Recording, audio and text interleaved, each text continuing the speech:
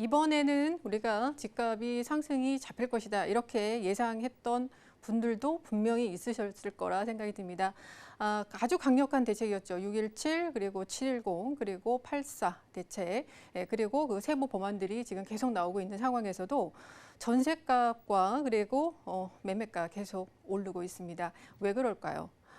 그래서 지금 나타나는 현상은 패닉 바잉, 그러니까 공포 매수가 지금 진행이 되고 있습니다. 30대 중심으로 굉장히 많이 하고 있는데요. 그러면 지금 이 상황에서 규제가 있는데 왜 자꾸 집들을 살까요? 바로 집값이 계속 오르고 앞으로도 오를 것이다 라는 바로 그 전망 때문입니다.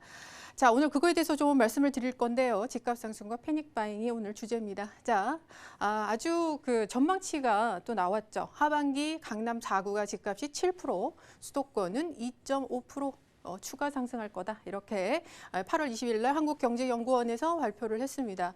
자, 그리고 소비자 동향 지수라는 것은 우리가 이제 그 국민들이 느끼는 그 지수인데요. 심리 지수죠. 2030 세대, 그러니까 40대 미만에 있는 이 세대들은 1년 뒤 집값이 더 오른다. 이렇게 지금 생각하고 있다고 합니다. CSI가 130일 나왔는데요. 보통 CSI가 100을 넘게 되면 이 지수가 굉장히 세다는 겁니다. 지금 이 조사가 2013년 이후에 가장 높은 수치로 지금 나타나고 있고요. 그만큼 집값 상승에 대한 믿음이 굉장히 강해졌고 정부의 규제에도 불구하고 그 정책이 먹힐 것이다라는 생각은 안 하고 있다라는 얘기죠. 자, 정부의 정책이 지금 수요 억제 정책에 의한 거기에 포커스가 되어 있기 때문에 모두 풍선 효과가 지금 나타나고 있는 거고요. 여전히 시장에는 저금리 기조로 인해서 많은 유동성이 아주 풍부합니다.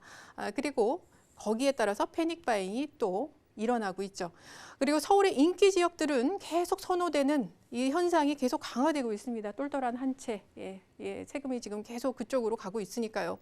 공급량에 대해서 정부가 발표를 했지만 여전히 지금 공급되려면 몇 년이 더 필요하죠. 그러나 수요량은 계속 늘기 때문에 미치지를 못하고 있습니다.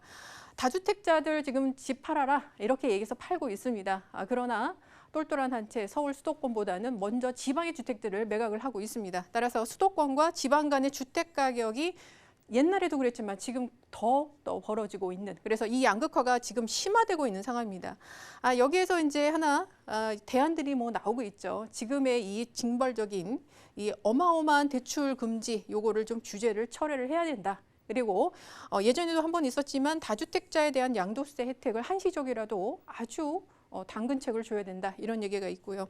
그리고 우리가 지금 정부에서는 충분히 지금 공급을 할 것이다 라는 시그널을 보냈다라고 얘기를 하지만 사실 우리나라 사람들은 자기 집을 갖고 싶어 합니다. 남의 집에 이게 평생 빌려서 살고 싶지 않고요. 내 집에 내가 꾸미고 내가 못 받고 편하게 살고 싶어 합니다. 그래서 민간 주도형 공급 대책이 나와야 되고요. 그리고 현재 민간이 주도하고 있는 이런 공급에 대해서 참여를 이끌어내는 그런 당근책이 꼭 필요하다. 이렇게 먼저 말씀을 드리고 싶습니다. 그게 될지는 모르겠습니다만 사실. 자, 지금 전세 물량은 줄고 그리고 전세가 보증금은 계속 올라가고 있다. 이런 얘기들이 굉장히 많이 나옵니다. 그래서 지금 전세 구하러 다니시는 분들이 집이 없어요. 그리고 왜 이렇게 많이 올랐어요? 이렇게 말씀들을 하십니다. 근데 그게 지금 사실입니다. 자, 왜 그런 원인들이 나올까요? 일단 심리를 한번 볼까요? 전세 심리지수 추이를 지금 보겠습니다. 115가 바로 그 기준점인데요. 지금 6월과 7월 가장 강력한 대책이 나왔던 바로 6, 7월에 131 엄청난 숫자로 지금 치솟았습니다. 그만큼 전세가 굉장히 많이 오를 것이다. 이렇게 여러분들이 보고 계시다는 거죠. 자, 여기에서 이제 여러 가지 현상들을 한 5가지 정도로 지금 분석을 해보겠습니다. 지금 임대차 3법에 있어서 계약갱신 청구권이 이제 발효가 되죠. 2년 연장해서 4년까지 살 수 있습니다. 자, 여기서 이제 집주인들은 어떻게 할까요? 바로 5% 내에서 올릴 수 있죠. 자, 그런데 여기에서 굉장히 많이 세금이 올랐습니다. 그래서 우리가 원래 민법에서 차임 증간 청구권이라는 게 있습니다. 그래서 증세가 됐다거나 여러 가지 상황에 따라서 집주인이 5%를 1년마다 올릴 수 있습니다. 그러면 4년이면 3번이죠. 그러니까 15%까지 4년 동안 올릴 수 있는 권리입니다. 그런데 얼마 전에 법무부에서 이것도 임차인의 동의를 받아야 된다. 이렇게 또 발표를 했는데요. 사실 이거는 법 해석이 좀 아닌 것 같습니다. 왜냐하면 이건 대법원 판례에 나와 있는 거고요. 이 차임증가 청구권이라는 것은 형성권이기 때문에 권리자가 청구자가 청구하면 그냥 바로 그 권리를 행사할 수 있는 겁니다. 그래서 이것은 이 대법원 판례도 나와 있기 때문에 큰 문제가 없을 것 같은데 자꾸 이렇게 법 해석에 문제가 있기 때문에 집주인과 세입자 간의 갈등이 조장될 수가 있습니다. 그러나 임차인 입장에서는 사실 소송까지 가게 된다면 잃는 게 더 많습니다. 그러니까 서로 좀 해야 되는데 일단 집주인들이 이 해결이 안 될 경우에는 나중에 나갈 때 보증금에서 이렇게 제하거나 그리고 트집을 잡을 가능성이 상당히 높죠. 자, 그리고 전세 물량 자체가 감소를 하고 있습니다. 2년마다 나오는 물량이 4년마다 나오기 때문에 당연히 총량이 줄겠죠. 이게 당연한 겁니다. 자, 그리고 세 번째, 전세 세입자 면접 문화라는 게 분명히 생길 겁니다. 일본에는요, 사례비를 집주인한테 주는 게 있습니다. 우리가 상가 권리금처럼 나에게 이 집을 빌려서 너무 고맙다. 이런 사례비 문화가 있는데요. 우리나라도 분명히 생길 것 같습니다. 자, 각종 규제로 집주인은 좀 나한테 골치 아프게 안 하는 그런 임차인들을 면접 보면서 드리게 되겠죠. 자, 갭 투자 열풍이 지금 있어서 이것 때문에 집값이 올랐다. 이렇게 투기꾼이다. 이렇게 얘기를 했죠. 정부가. 뭐 일부 그 원인이 되기도 합니다. 그러나 순기능을 또 봐야죠. 이 갭 투자기 때문에 전세 물량이 그동안 굉장히 많았습니다. 그래서 전세의 세입자를 구하기 위해서 갭 투자 그 공급 물량들이 보증금을 이렇게 많이 올리진 못했습니다. 그래서 보증금 급등을 좀 막은 그런 측면이 있었는데요. 앞으로 지금 갭 투자를 막는 규제가 상당히 많이 나왔죠. 그래서 갭 투자를 하는 사람도 줄었지만 갭 투자용의 공급 바로 그런 전세 매매가 많이 줄었습니다. 그렇게 되면 당연히 총량이 줄어들죠. 그래서 전세 공급이 계속 줄어들고 있습니다. 조금 거시적인 걸로 갈까요? 거시적인 상황에서는 전 세계적인 저금리 기조, 이거는 바뀔 수 없을 것 같습니다. 지금 코로나19로 전 세계가 몸살을 앓고 있는데 금리를 올리다니요. 말도 안 되는 거죠. 자, 그리고 분양 로또, 굉장히 요즘에 분양 로또가 많습니다. 그래서 전세살이를 하는 수요가 계속 늘어나고 있죠. 그리고 전세금, 고가 전세금을 갖고 계속 세금을 회피하는 그런 사람들도 있습니다. 그래서 그 수요가 또 자리 잡고 있습니다. 따라서 전세 수요는 계속 늘어날 수밖에 없는데 공급은 계속 줄어들고 있는 상황. 그리고 이 줄어드는 상황이 그냥 시장의 상황이 아니라 정부가 자꾸 규제를 내므로써 이것을 가속화시키는 상황이 지금 벌어지기 때문에 지금 정부가 굉장히 곤란한 상황이죠. 자, 그래서 우리는 이제 아주 뭐 다양한 사람들이 있겠지만 일단 무주택자와 다주택자로 나눠봅시다. 그래서 지금 이 상황에서 우리는 어떻게 해야 되냐. 자, 일단 지금 현재 움직이고 있는 무주택자들은 패닉 바잉, 공포 매수를 하고 있습니다. 자, 그래도 무주택자가 대출 규제에 있어서 하나 좋은 게 있죠. 6억 원 이하 수기 지역 서울에서는 LTV가 50%, 원래는 이제 40%인데요. 10% 가산을 받죠.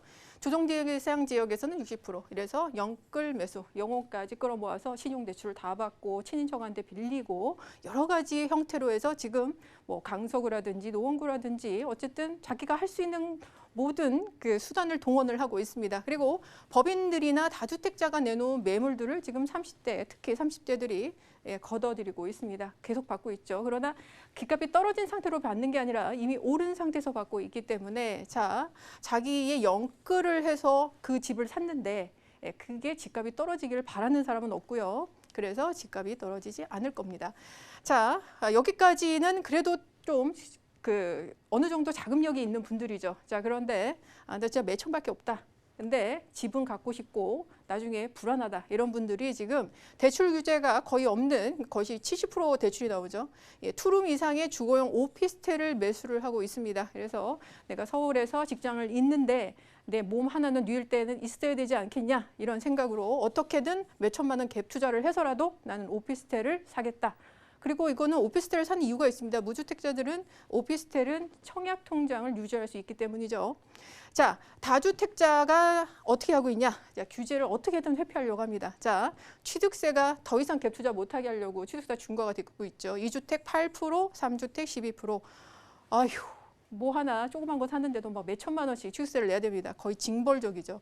그리고 주택임대사업자 세제 혜택 축소했습니다. 원래는 2년 전에는 막 하라고 했는데 이제는 하지 말라고 합니다. 지금 주택임대사업자 등록을 하려면 이제는 10년 의무 기간을 지켜야 되는 것밖에 안 되고요. 그리고 거기에 또 하나 뭐가 추가됐습니까?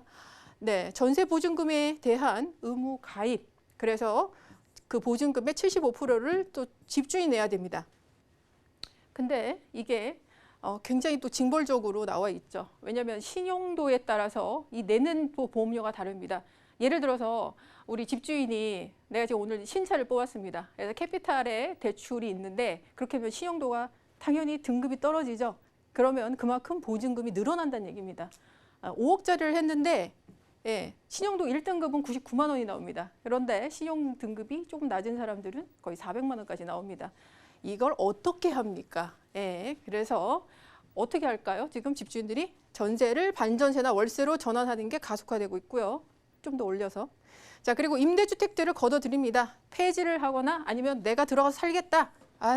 그리고 또 어떻게 합니까? 내가 들어가지 못하면 재건축 같은 경우에는 그냥 공실로 비워둡니다. 그래서 1년 비워뒀다가 나중에 오를 때 다시 재임대하겠다. 좀 오른 가격으로 지금 이렇게 하고 있습니다. 자, 그러면은 우리 세입자 입장에서는 굉장히 불리한 상황이 전개가 되는 거죠. 자, 그리고 이제 뭐 여기는 그리고 나는 이제 뭐 주택을 뭐 처분을 했거나 또 이제 하고 싶은데 할 데가 없을까요? 하시는 분들은 이 종부세에 부담이 조금 없는 상가나 빌딩 투자에 지금 나서고 있습니다. 특히 빌딩이나 상가 같은 경우에는요, 종부세 합산이 배제가 되고요. 또 종부세가 이제 부과가 되려면 이 공시가, 토지에 그것도 토지분의 공시가가 80억이 넘어야지만 종부세가 부과가 되기 때문에 상당히 절세 효과가 있습니다. 자, 그래서 이제 정리를 해드리면 지금 집값과 전세값이 계속 오르고 있는데 또 이 심리 지수까지도 이것을 막을 수가 없습니다. 그래서 앞으로 집값이 계속 오르고 있는데 사실 불안하지 않습니까? 우리나라가 뭐 유럽의 복지국가도 아니고 내 노후를 책임져 줄 수 있는 건 아닙니다. 그래서 특히 다주택자분들보다는 무주택자분들은 내가 지금 청약만 계속 20, 30년 기다릴 게 아니라 오피스텔이라도 여러분 지금 갭 투자를 해놓으시는 게 좋다. 저는 이렇게 말씀드리면서 오늘 마치겠습니다.